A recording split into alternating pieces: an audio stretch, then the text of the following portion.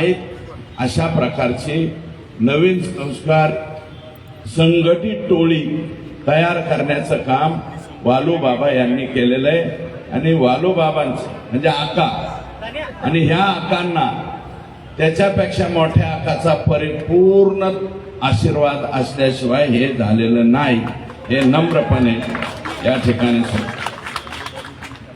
शाहिस्ते खानाची बोट जिथं कापली त्या लाल महालापासून आपण मोर्चाला सुरुवात केलेली। आमचं म्हणणं एकच आहे की शाहिस्ते खानांची बोट महाराजांनी इथं कापली आणि रामशास्त्री प्रभूने याच पुण्यामध्ये पवित्र न्यायदानाचं काम केलं, ज्याची आज सुद्धा चर्चा होती। रामशास्त्री प्रभूंचा बाणा मनामध्ये ठेवून भविष्यामध्ये सुद्धा हे चिलेपिले जे लेकरं बाळ आहे यांचं छत्र ज्यांनी हरपून घेतलंय, तो आका असो नाही तर आकापेक्षा मोठा आका असो, यांना फाशी झाली पाहिजे ही आमची सगळ्यांची मागणी आहे। आणि तुम्हाला सांगतो, संभाजी राजांची समाधी आमची इथं आहे पुण्यात, तिथं काय होणं असं आम्ही म्हणतो, परंतु आता वेगळं नाव द्यावं लागेल। पंढरी शेठ बैलगाडीच्या शर्यतीचं मला वाटतं कोणीतरी हे होते, वारले ते आता, लय मोठं सोनं बिना अंगावर घालाय। पंढरी शेठ फडके, बहुतेक पंढरी शेठ फडके, ते पंढरी शेठ फडक्यांचं गाणं असायचं, असं 10-10 नंबरचं सरकार, असं 10-10 नंबरचं सरकार म्हणतो भेटेल जावा गुन्ह्यात, मला अटक करावं पुण्यात, म्हणतो भेटेल जावा गुन्ह्यात, म्हणतो भेटेल जावा गुन्ह्यात, मला अटक करावं पुण्यात। मग आता सगळे आरोपी पुण्यातच अटक, पुन्हा तिथं काय होणं आता काहीच उरलं नाही। कोणामुळं? या लोकांच्यामुळं, ते वालो काका अँड गँग, gangs of Wasseypur, Safepur, gangs of Parli, हे जे आहेत यांच्यामुळं पुण्याचं नाव एखाद्या वेळेस इतकं खराब होईल तुम्हाला सांगतो। या गँग्स ऑफ वासेपूरचे जिथं जिथं फ्लॅट असतील, पुण्यातल्या जनतेला मी विनम्र आवाहन करतो, हात जोडून पाया पडून विनंती करतो, कुर्निसाद करतो, तुम्ही जर म्हणले जोहार तर जोहार करतो बरं का, पण ज्यांची यांची कुणाची प्रॉपर्टी जिथं कुठं दिसेल फक्त कळवा। वालू काका इथे आला, 100 अकाउंट सापडलेत वालू बाबाचे, 100 अकाउंट सापडले। 50 अकाउंटच्या पुढं ईडीकडे चौकशी जाती। मी राज्याच्या मुख्यमंत्र्यांना विनंती करतो, हे जे अकाउंट सापडलेले त्याचं स्पेशल ईडीकडे जाऊ द्या, एवढे हात जोडून पाया पडून विनंती। मोजता येत नाही एवढे फ्लॅट यांच्या पुण्यामध्ये आहेत। अरे 25-25 वर्ष झालं आम्ही राजकारणात आहोत, पुण्यामध्ये बळच एक फ्लॅट, ते बी रडत पडत आयुष्यपत घेतलेलं आहे, काही नाही। आर पाटलाला जसं राजीनामा दिला की नीट अंजनी गावाला जावा बरं का, तशी आमची अवस्था पुण्यावर निघालं तर पोरं गळत मी तर कधी जात नाही, पण मुलं शिकत होते म्हणून एक 10-20 काहीतरी घेतलेलं आहे। बाकीच्या लोकांचे एवढाले फ्लॅट होतात कसे? आणि हे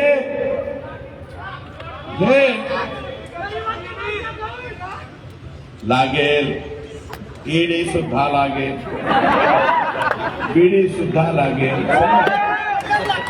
त्यामुळं नवीन एक ऍटम आला बिक्कट नावाचा, नितीन बिक्कट बरं का, नितीन बिक्कट नावाचा, ह्याची सुरुवात संतोषचा जो खून झालेला आहे याची सुरुवात फक्त शुक्रवारी नाही झालेली, याची सुरुवात मे महिन्यापासून एप्रिल महिन्यापासून सुरू झाली.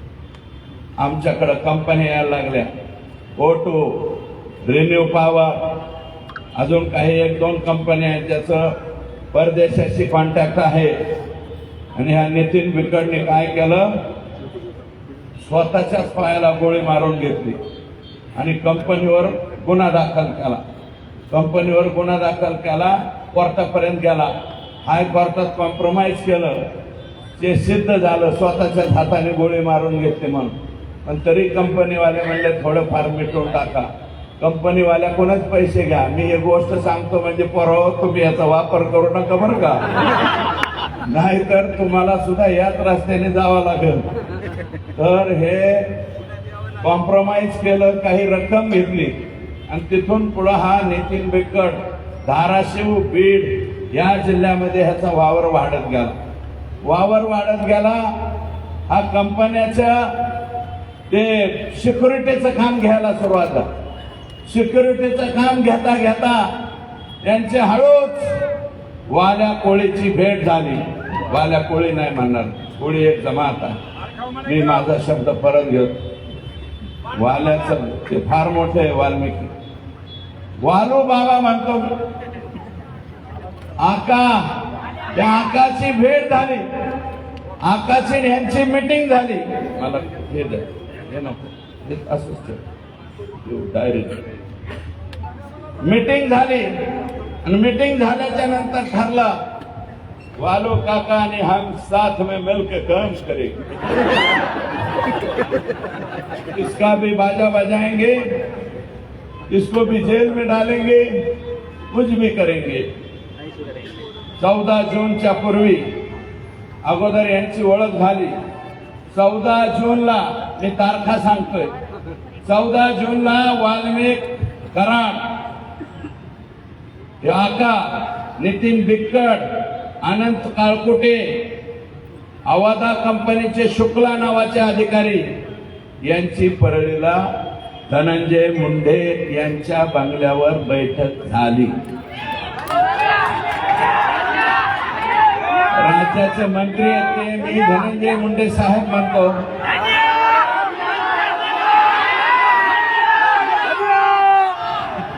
एक बैठक झाली. अवादा कंपनीच्या संदर्भात परत नितीन बिक्कट, राहणार फकराबाद, तालुका वाशी, जिल्हा धाराशिव याने अवादा कंपनीचे अधिकारी शुक्ला यांना घेऊन परळीला गेला वाल्मिक अण्णाकडे. त्याच वेळेस हे शुक्ला जे आहे ते इकडे पाहत होता. कंपनीचे लोक जे मेन माणसाकडे भेटता येतं का म्हणून प्रयत्न करत होते. जोशी म्हणून पीए धनंजय मुंडे साहेबाकडे, जोशी नावाचा पीए, त्याच्या मार्फत कंपनीचे वरिष्ठ डायरेक्ट धनंजय मुंडे यांची भेट घेण्याचा प्रयत्न करत होते. ही बाब वाल्मिकला खटकली, सटकली. आता माझी सटकली तशी वाल्मिक अण्णाची सटकली. वाल्मिक अण्णाने जोशीला बी काय म्हणायचे ते म्हणला, बाकीच्यांना म्हणला. मग नंतर असं ठरलं, त्याच वेळेस अनंत काळकुटे यांचे सबस्टेशन, ही दुसरी कंपनी आहे बरं का, ह्या कंपनीचं नाव अनंत काळकुटेच्या खाली सांगतो मी, खाली लिहिलंय. त्यांचं एक सबस्टेशन म्हणजे 132 केव्हीचं सबस्टेशन, 120, 33 हे जे सबस्टेशन चालू असतात त्या सबस्टेशनचं काम आय एनर्जी, त्या कंपनीचं नाव आहे आय एनर्जी. हे काळकुटे पुण्यातच राहतात कुठंतरी, मला माहिती नाही, पण अनंत काळकुटे हे त्यांचं नाव आहे, मूळ बीडचेच आहे.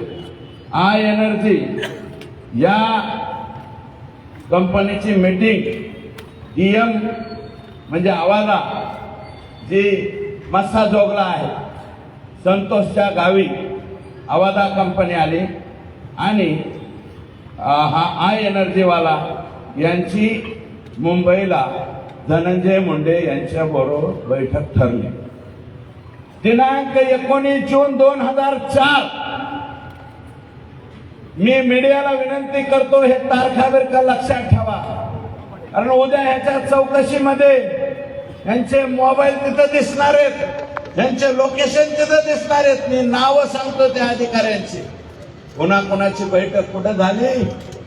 धनंजय मुंडे यांच्या सरकारी बंगल्यावर. त्याचं नाव आहे सातपुडा. सातपुडा. या बंगल्यावर आवाजा कंपनीचे अल्ताफ तांबोळी प्लस शुक्ला व इतर अधिकारी वाल्मिक आणि बिक्कड यांची बैठक झाली. बैठकीमध्ये डील 3 कोटीला फायनल झाली. कितीला? आका क्या बोले? 3 कोटी दो. 3 करोड़ लग दो. क्या होना? 3 करोड होना असं हे म्हणले. तर अल्ताफ तांबोळे आणि शुक्ला हे 2 लोक बाहेर पडले. त्यांनी कंपनीच्या वरिष्ठांना फोन केला. कंपनीचे वरिष्ठ म्हणले 3 करोड रुपये आपल्याला परवडत नाहीत, 2 करोड मध्ये फायनल करा. पुन्हा ते आत गेले. म्हणले साहेब तिर्री नाही जमती तुर्री असं हे म्हणाले. आणि तिथून जाताना मग असं म्हणले की आताच नाही ठरवू, पुढे ठरवू. पण एक काम करा, इलेक्शनच्या कालावधीत काहीतरी रक्कम पोहोच करा. इलेक्शनच्या काळात यांनी 50 लाख रुपये ऑलरेडी आका आणि बडे आका यांना दिलेले आहे. मग ते आकाच्या हातात घेतले का बडे आकाने घेतले मला माहिती नाही, परंतु 50 लक्ष घेतले. आणि जाता जाता कृष्णा कुटे नावाच्या पोराची ओम साई राम नावाची सिक्युरिटी एजन्सी आहे. हे मस्साजोग जे गे संतोषचं गाव आहे या सरपंचाच्या. मस्साजोगची सिक्युरिटी एजन्सी कोणाला दिली? कृष्णा कुटे ओम साई राम नावाच्या कंपनीला. आणि ती चालवतो नितीन बिक्कड. या वेळेस काळकुटे मात्र बंगल्यावर आलेला नाही, हे पण तिथं सिद्ध झालेलं आहे. मग आता आणखी काय पुरावे द्यायचे सांग. मी SP ला एक विनंती करतो की नितीन कुलकर्णी मला एक सांगा, एक फोन वापरतात ते किती लोक आहेत तिथं? वर हात करा. एक फोन फक्त. बहुतांश खाली हात. तू आपल्या जायचा दिसतो. 2 मोबाईल वापरतात असे किती लोक आहेत? 2 मोबाईल त्यांच्याकडे 2 असतात. एकावर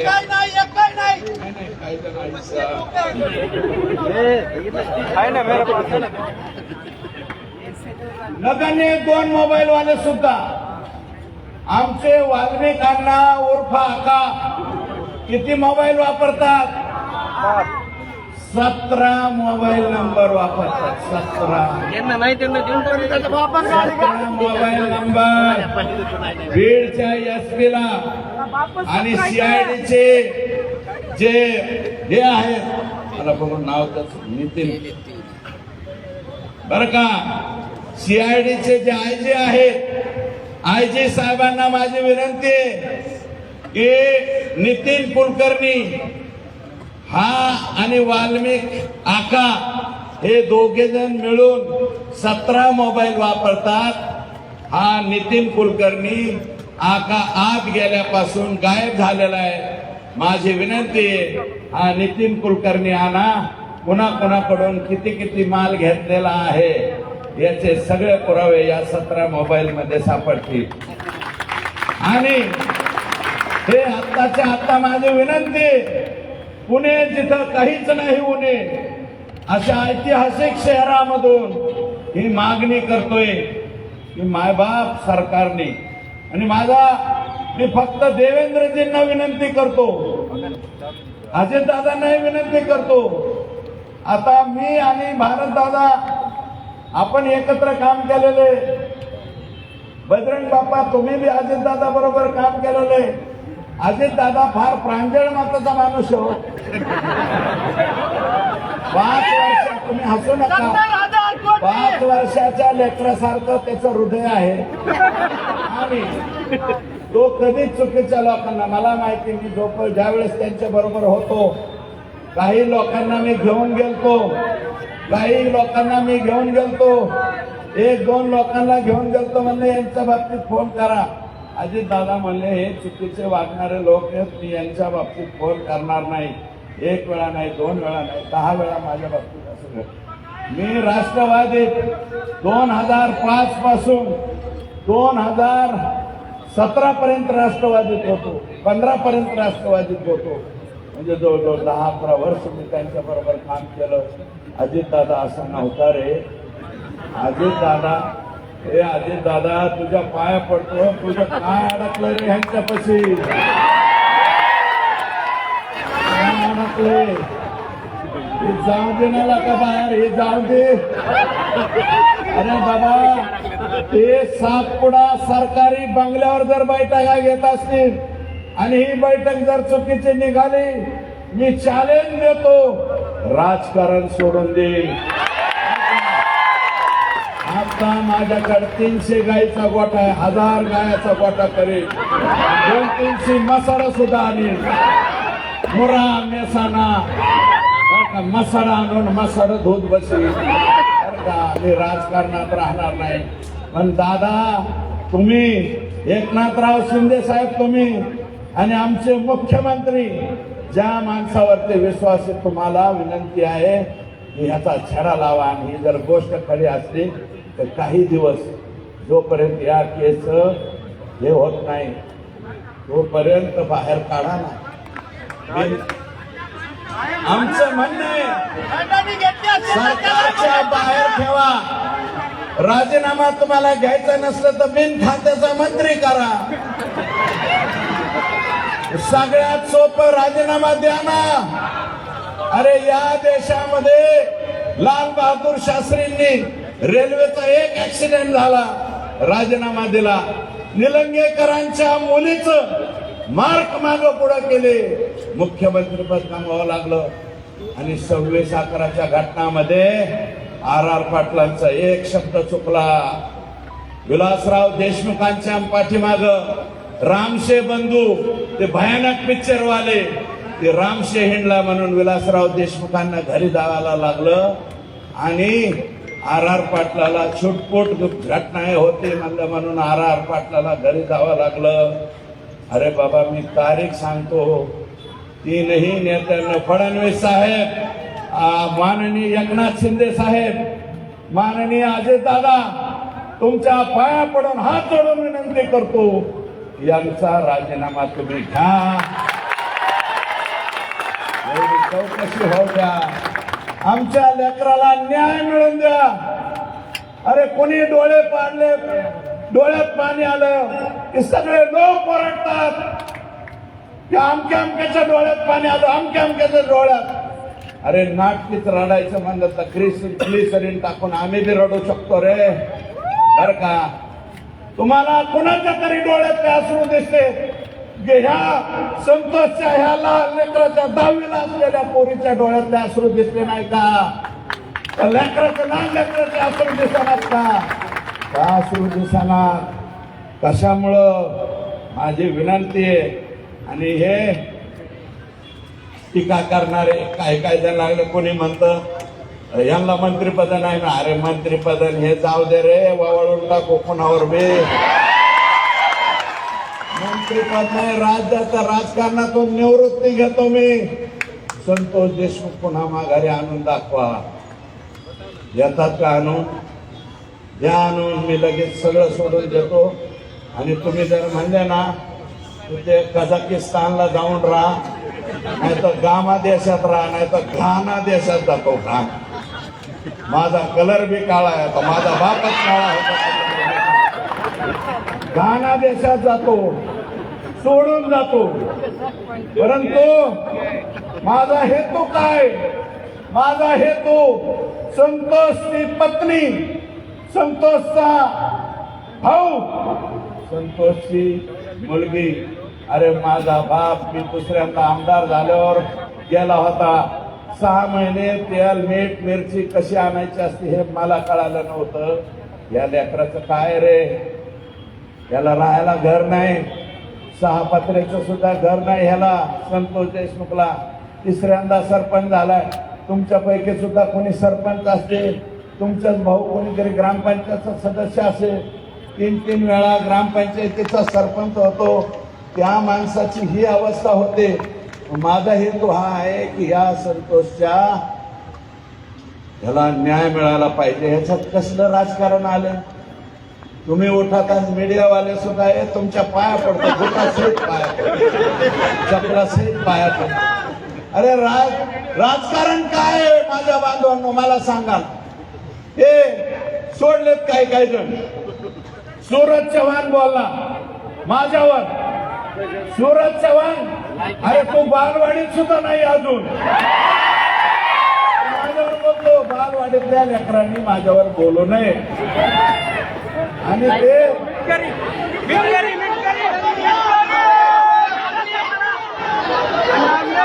जाऊ द्या।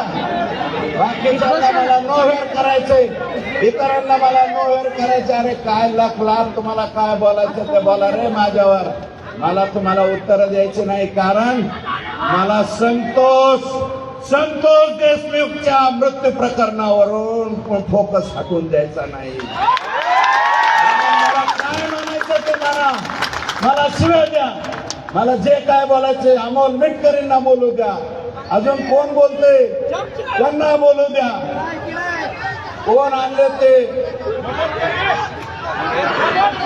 मोठाल्या चष्म्यावाले,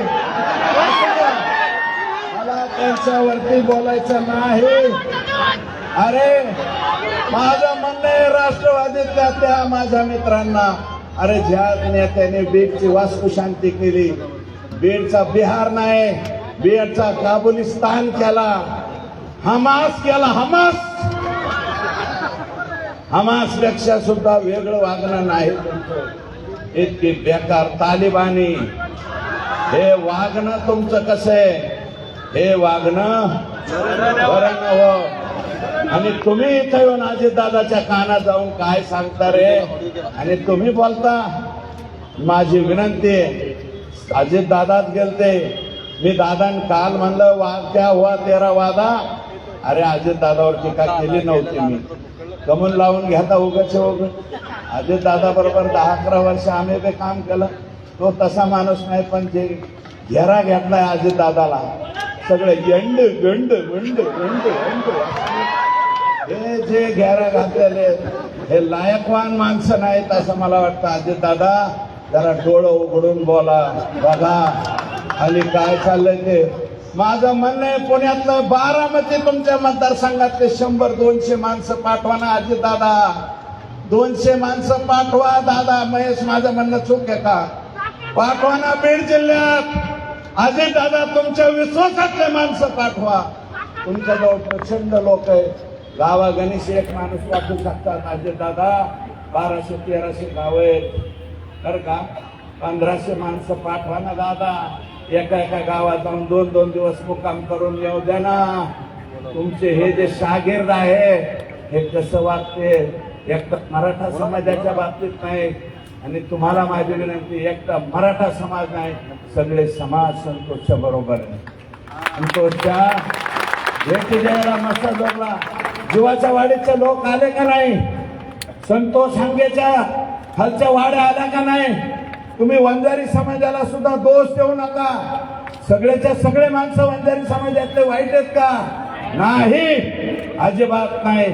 2%, 4%, 5%, 10% असतील, 90% वंजारी समाजाला सुद्धा ही गोष्ट पटलेली नाही, बिलकुल पटलेली नाही। तुम्ही काम करताय लोकात, कशामुळं? आणि मी तर काल म्हणलं, आज मी म्हणतो, एकच पर्व इथून पुढं ते 2 नेते आणि त्यांना मानणारे त्यांच्या समाजातले 10%, त्यांच्या समाजातले सुद्धा 90% आपल्या बरोबर घ्या। एकच पर्व आणि सर्व एकत्र, सर्व आपल्या सहित सर्व एकत्र, काय अडचण आहे? ही रियालिटी आहे समाजाची आणि ही परिस्थिती आहे। म्हणून एखादी जात टार्गेट करायला आम्ही इथं आलेलो नाही. त्या जातीतले जे चुकीचे नेतृत्व आहे, धनु भाऊ